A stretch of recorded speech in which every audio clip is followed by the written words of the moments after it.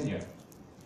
Kekuasaan kehakiman adalah kekuasaan untuk menegakkan hukum dan keadilan, atau dalam rangka kedamaian. Jadi ini saya kira mungkin perlu kita ini satu hal yang sangat baik, atau mungkin di tingkat bawahnya, atau kedamaian memang di atas filosofi dari keadilan itu sendiri, yaitu di pembukaan. Pembukaan itulah refleksi budaya dan nilai-nilai kultural Indonesia yang menjadi penuntun dalam menegakkan hukum dan keadilan. Jadi menegakkan hukum dan keadilan tidak sesuatu yang terpisah dari nilai penuntun yang ada dalam pembukaan, yang di dalamnya termasuk falsafah Pancasila.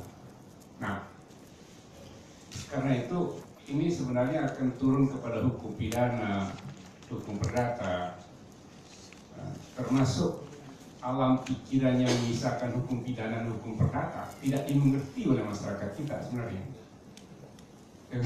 Karena sebenarnya tidak dimengerti sebenarnya. Saya waktu kecil,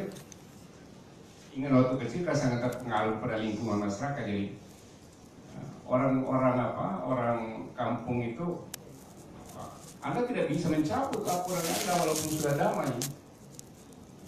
Karena ini hukum pidana, lanjut terus. Jadi soal gitu. Jadi soal. Karena alam pikiran kita itu sudah diubah sedemikian rupa oleh cara pikir seperti ini. Karena itu saya sangat setuju. Nanti mungkin apakah bagaimana masuk dalam konstitusi atau ini lebih dalam, lebih detail ke aturan-aturan prinsip-prinsip dasar hukum pidana, karena banyak sekali yang harus kita berpikir ulang tentang hukum ini. Itu yang saya kira ya. Memang ada banyak persoalan ke bawah. Jadi saya bisikan sama Pak Andi, Balai Damai. Ya.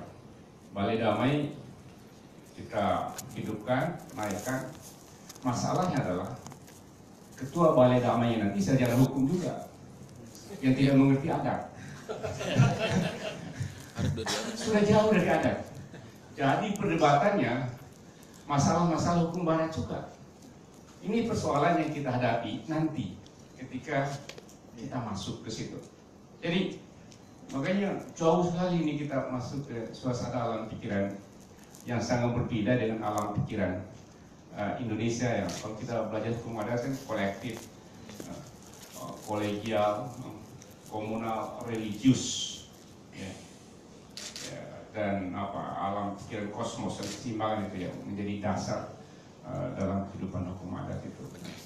Nah, kalau kita kembali ke situ, ini anak-anak cucu kita ini sudah berpikir milenial. Ini juga menjadi bagian tersendiri dalam tingkat implementasi. Jadi kalau perubahan alam ini akan alam pikir dan alam rasa yang mungkin sudah berubah. Kecuali memang kita mulai tata lagi dari pendidikan sekolah hukum nih.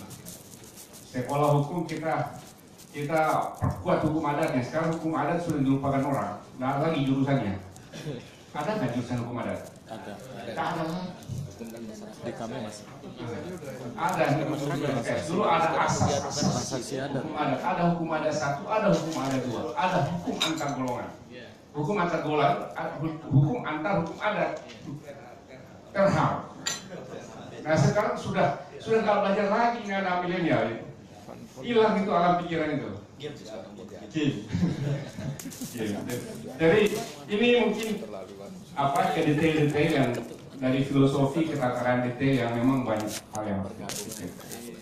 Nah, kemudian yang kedua, saya teringat mengenai usulan penegakan hukum dalam konstitusi. Perdebatan di MPR itu memang sebenarnya perdebatan akademik. Ya. Tapi diakhiri dengan kesepakatan politik. Tapi kesepakatan politik itu tidak ada yang bertentangan dengan kedekatan akademik. Karena akademik pun memiliki banyak alam pikiran. Ya. Jadi itu yang selalu orang bilang menyalahkan ini kesepakatan. Nah, kesepakatan yang memiliki alam dasar, alam pikiran yang disepakati gitu loh. Kalau Muhammadiyah kan Darul Ahdi kan darul kesepakatan. Jadi Muhammadiyah darul kesepakatan, Darul Ahdi. Darul Ahdi wal wasyahadah. Jadi emang akhirnya di politik itu tidak sama dengan akademik. Akademik boleh mengambil kesimpulan sendiri, itu pendapat Anda, tapi dalam politik harus ada keputusan. Nggak bisa. Karena itu ketika diserahkan hasil MPR ini kepada Komisi Konstitusi, pendapatnya banyak dengan alternatif. Semua akademisi tidak selesai persoalan. Harus ambil keputusan. Nah, itulah MPR. Saya kebetulan berpengalaman sama Pak Andi, berdebat dari pagi sampai sore, sampai malam, tengah malam, urusan itu. Kemudian yang kedua masalah kejaksaan ini. Masalah kejaksaan. Jadi ada satu pasal dalam rancangan yang hampir disepakati, penegakan hukum. Di situ ada kejaksaan. Kalau kita lihat naskah rancangannya ada. Ya udah disepakati, kira-kira dialternatifkan itu. Dialternatifkan itu kejaksaan. Tapi kenapa harus diubah? Kenapa harus diturunkan? Datang polisi, ini mas. Datang polisi, cantumkan juga dong bab tentang kepolisian. Datang lagi pengacara, masukkan juga dong bab tentang pengacara. Tapi lebih hebat lagi, datang lagi notaris, masukkan juga dong bab tentang notaris. Ini nggak satu hari perdebatannya. Saya ingat betul, itu berhari-hari. Akhirnya kesimpulan, ya udahlah, masukin saja segala macam-macam itu ke pasal 24 ayat 3. Nah, badan-badan lain. Pokoknya terserah dia masuk situ nanti undang-undang gitu. Kira-kira gitu nih. Kira-kira gitu nih. Ini kan harus diputuskan. Kalau masuk 3-3 nggak ada salis panjang urusannya gitu. Nah, tentang kejaksaan itu apakah murni terpisah dari eksekutif ataukah tidak boleh, tidak bisa dipisah? Nah, ini pendapatnya panjang juga. Ini untuk bahan kajian mungkin kita akan saya teringat kembali ini perdebatan waktu perubahan dasar. Ternyata kalau kita telusuri, dulu kan Jaksa Agung itu di Mahkamah Agung ya, sampai tahun 50-an, 51, 52. Jaksa Agung yang berada di Mahkamah Agung RI, termasuk pas itu Pak Prapto, ya, Jaksa Agung yang ada di Mahkamah Agung. Tapi kenapa dilarikan ke eksekutif, dikeluarkan dari Mahkamah Agung? Persoalannya Pak Prapto pada saat itu membebaskan Westerling. Yang dipidana karena kasus penembakan terhadap anggota kabinet yang habis rapat. Westerling itu yang memimpin yang dari negara Pasundan, masih ada negara bagian. Dibebaskan setelah selesai. Soekarno marah, kenapa bebaskan? Prapto bilang sudah selesai masa hukumannya, nggak ada urusannya lagi. Kenapa konsultasi? Akhirnya gara-gara itu Prapto dipecat, kejaksaan ditarik keluar dari Mahkamah Agung.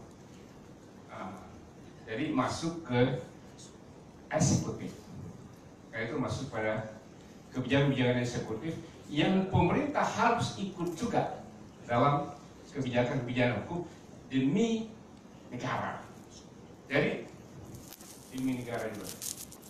Jadi itulah kejaksaan itu masuk ke ranah eksekutif. Sampai Pak Yusril menggugat ke MK. Kejaksaan itu anggota kabinet.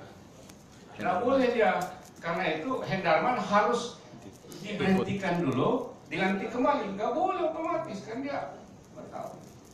Gugatan Pak Yusuf dikabulkan karena alam pikiran itu dia anggota kabinet bagian dari presiden. Sehingga pada saat kita merumuskan mengenai kejaksaan itu, memang ada sisi kekuasaan hukum dari presiden yang diatur secara lebih detail dalam bab pasal 24 ayat 3 itu pada badan itu, yaitu kekuasaan penyidikan dan penuntutan pada prinsip dasarnya adalah bagian dari politik penegakan hukum presiden. Lalu di mana mekanisme kontrolnya? Mekanisme kontrolnya adalah pengadilan sebagai kekuasaan yang terpisah. Mau presiden perintah apa, dikontrol oleh pengadilan. Mau presiden melarang apa, jaksa agung, untuk dikontrol oleh pengadilan. Pengadilan itulah sebagai benteng terakhir keadilan, keadilan dan hukum. Jadi ini kerangka berpikir yang ada di Undang-Undang Dasar ini, sehingga